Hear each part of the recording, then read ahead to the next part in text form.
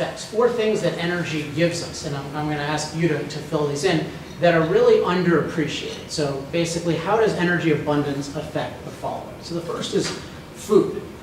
How does having cheap, plentiful, reliable energy affect our food supply? And feel free to raise your hand if you don't. Yes?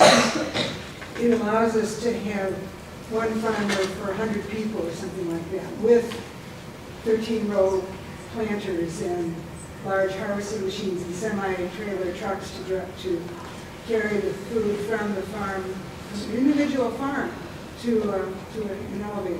Yeah, so you just covered a lot of it. I mean, the really revealing statistic is, let's say 9 out of 10 people in the past were farmers. That was a manual labor economy.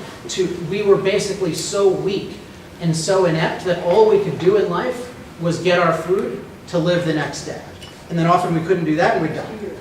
It's a manual crop usually. Yeah. But, I mean, yeah, in effect, yeah, it goes year to year. But, of course, you can run out any given day. But, yeah, so from year to year, you can, people were barely good enough at being productive to feed themselves. And sometimes when they had too many kids, they would starve. They would literally feast or famine.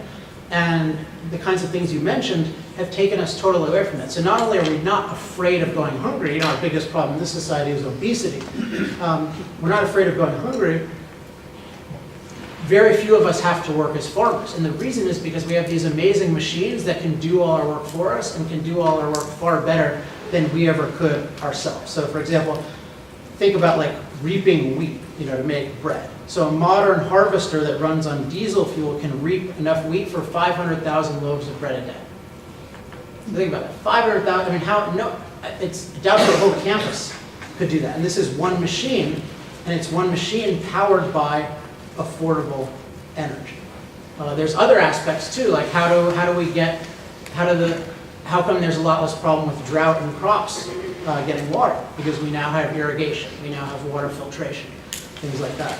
So it's just really remarkable how having energy, when somebody says, oh, I want to make energy more expensive or energy is too cheap, if you make energy more expensive, you make food more expensive. And that will always hurt the poorest people the most.